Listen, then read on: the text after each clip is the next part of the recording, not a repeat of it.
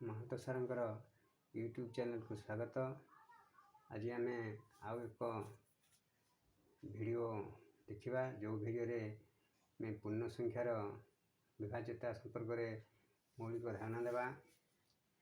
କେଉଁ ସଂଖ୍ୟା ଗୁଡ଼ିକ 2, 3, 4, 5, 6, 8 ଏବଂ 11 ଦ୍ୱାରା ବିଭାଜ୍ୟ ସେଗୁଡ଼ିକ ଉପରେ ଆମେ ଆଲୋଚନା କରିବା। 2 ଦ୍ୱାରା ବିଭାଜ୍ୟ ସଂଖ୍ୟାକୁ ଚିହ୍ନିବା କିଭଳି? ଯେଉଁ ସଂଖ୍ୟାର ଏକକ ଅଙ୍କ ଯୁଗ୍ମ ଅର୍ଥାତ୍ 0, 2, 4, 6, 8 ଥିବ, ସେ ସଂଖ୍ୟା ଗୁଡ଼ିକ 2 ଦ୍ୱାରା ବିଭାଜ୍ୟ ହେବ। ଉଦାହରଣ ସ୍ୱରୂପ ଆମେ ଦେଖିବା 10, ଏକକ ଅଙ୍କ 0 ଅଛି, 122, ଏକକ ଅଙ୍କ 2 ଅଛି, 324, ଏକକ ଅଙ୍କ 4 ଅଛି, 1456, ଏକକ ଅଙ୍କ 6 ଅଛି, 5778, ଏକକ ଅଙ୍କ 8 ଅଛି, 55674, ଏକକ ଅଙ୍କ 4 ଅଛି। ଏହି ସଂଖ୍ୟା ଗୁଡ଼ିକର ଏକକ ଅଙ୍କ ଯୁଗ୍ମ, ତେଣୁ ଏହି ସଂଖ୍ୟା ଗୁଡ଼ିକ 2 ଦ୍ୱାରା ବିଭାଜ୍ୟ ହେବ। ସେହିଭଳି 3 ଦ୍ୱାରା ବିଭାଜ୍ୟ ସଂଖ୍ୟା ଚିହ୍ନିବା କିଭଳି? ଯେଉଁ ସଂଖ୍ୟାର ଅଙ୍କ ଗୁଡ଼ିକର ସମଷ୍ଟି 3 ଦ୍ୱାରା ବିଭାଜ୍ୟ, ସେ ସଂଖ୍ୟା ଗୁଡ଼ିକ 3 ଦ୍ୱାରା ବିଭାଜ୍ୟ। ଆମେ ନେବା ସଂଖ୍ୟା 15, ଏହାର ଅଙ୍କ ଗୁଡ଼ିକ ସମଷ୍ଟି 6, 123, ଅଙ୍କ ଗୁଡ଼ିକ ସମଷ୍ଟି ହେଉଛି 1 + 2 + 3 = 6, ଇଏ ମଧ୍ୟ 3 ଦ୍ୱାରା ବିଭାଜ୍ୟ। 3456, ଅଙ୍କ ଗୁଡ଼ିକ ସମଷ୍ଟି ହେଉଛି 3 + 4 + 5 + 6 18, ଇଏ ମଧ୍ୟ 3 ଦ୍ୱାରା ବିଭାଜ୍ୟ।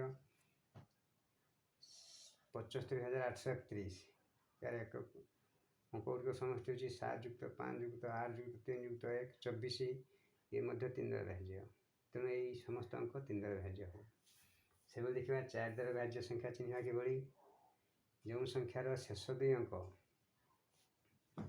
0 କିମ୍ବା 4 ଦ୍ୱାରା ବିଭାଜ୍ୟ, ତାହା 4 ଦ୍ୱାରା ବିଭାଜ୍ୟ। 100, 2ଟା 0 ଅଛି, 240, 4 0 4 ଦ୍ୱାରା ବିଭାଜ୍ୟ, 352, 5 2 4 ଦ୍ୱାରା ବିଭାଜ୍ୟ, 500, 2ଟା 0 ଅଛି, 8576, ଶେଷ 2 ଅଙ୍କ 76, 4 ଦ୍ୱାରା ବିଭାଜ୍ୟ। ଏଠି ଅଛି 987532, ଶେଷ 2 ଅଙ୍କ 32, 4 ଦ୍ୱାରା ବିଭାଜ୍ୟ। ତାହେଲେ ଏହି ସମସ୍ତ ସଂଖ୍ୟା 4 ଦ୍ୱାରା ବିଭାଜ୍ୟ ହେବ। ଏହିଭଳି ଯେତେ ଗୁଡ଼ିଏ ସଂଖ୍ୟା ଆମେ କରିପାରିବା ଏବଂ ଶେଷ 2 ଅଙ୍କ ଯଦି 0 ଥିବ କିମ୍ବା 4 ଦ୍ୱାରା ବିଭାଜ୍ୟ ହେଉଥିବ, ସଂଖ୍ୟା ଗୁଡ଼ିକ 4 ଦ୍ୱାରା ବିଭାଜ୍ୟ ହେବ। ସେହିଭଳି ଆମେ ଦେଖିବା 5 ଦ୍ୱାରା ବିଭାଜ୍ୟ ସଂଖ୍ୟା କିଭଳି ଚିହ୍ନିବା? ନା ଯେଉଁ ସଂଖ୍ୟାର ଏକକ ଅଙ୍କ 0 ଥିବ କିମ୍ବା 5 ଥିବ, ତାହା 5 ଦ୍ୱାରା ବିଭାଜ୍ୟ ହେବ। 20, 0 ଅଛି, 135, ଶେଷ ଅଙ୍କ 5 ଅଛି, 2355, ଏକକ ଅଙ୍କ 5 ଅଛି, 67780, ଏକକ ଅଙ୍କ 0 ଅଛି, 9,98,765, ଏକକ ଅଙ୍କ 5 ଅଛି।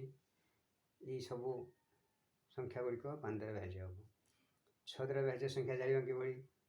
ଯେଉଁ ସଂଖ୍ୟାର ଏକକ ଅଙ୍କ ଯୁଗ୍ମ ଥିବ ଏବଂ ସଂଖ୍ୟାଟିର ଅଙ୍କ ଗୁଡ଼ିକର ସମଷ୍ଟି 3 ଦ୍ୱାରା ବିଭାଜ୍ୟ ହେଉଥିବ, ସେହି ସଂଖ୍ୟାଟି 6 ଦ୍ୱାରା ବିଭାଜ୍ୟ ହେବ। 30, ଏକକ ଅଙ୍କ ଯୁଗ୍ମ 0 ଅଛି, ଅଙ୍କ ଗୁଡ଼ିକ ସମଷ୍ଟି 3 ଦ୍ୱାରା ବିଭାଜ୍ୟ। 216, ଏକକ ଅଙ୍କ 6 ଅଛି, ଯୁଗ୍ମ ଏବଂ ଅଙ୍କ ଗୁଡ଼ିକର ସମଷ୍ଟି ହେଉଛି 2 1 3 6 9, 3 ଦ୍ୱାରା ବିଭାଜ୍ୟ। 3132, ଏକକ ଅଙ୍କ 2 ଅଛି, ଯୁଗ୍ମ ଅଙ୍କ ଗୁଡ଼ିକ ସମଷ୍ଟି 3 + 1 + 3 + 2 9, 3 ଦ୍ୱାରା ବିଭାଜ୍ୟ। 54024, ଏକକ ଅଙ୍କ 4, ଯୁଗ୍ମ ସମଷ୍ଟି ହେଉଛି 5 + 4 + 0 + 2 + 4 15, 3 ଦ୍ୱାରା ବିଭାଜ୍ୟ। 11120222, ୟାର ଏକକ ଅଙ୍କ 2, ଅଙ୍କ ଗୁଡ଼ିକ ସମଷ୍ଟି ହେଲା 1 + 1 + 1 + 2 + 0 + 2 + 2 9, ଇଏ 3 ଦ୍ୱାରା ବିଭାଜ୍ୟ।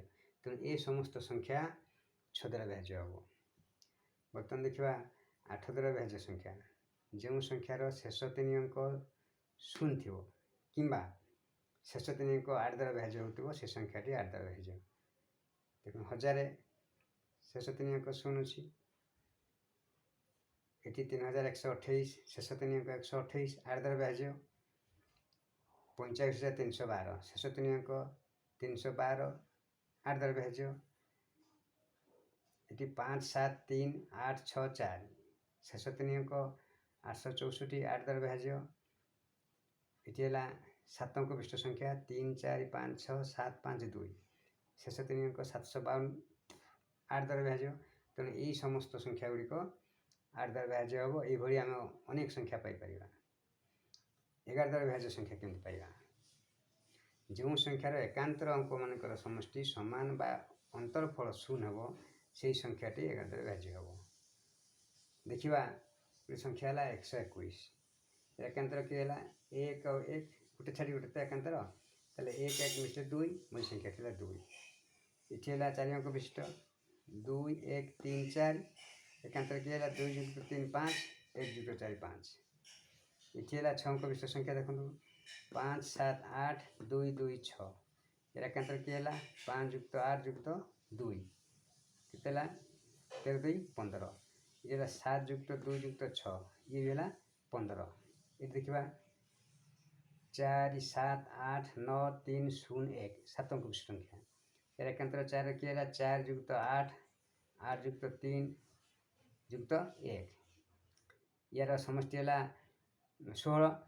देखा ये 7 ଯୁକ୍ତ 9 ଯୁକ୍ତ 0 ये भी है 16। ताले ये समस्त संख्या 11 द्वारा विभाज्य हम।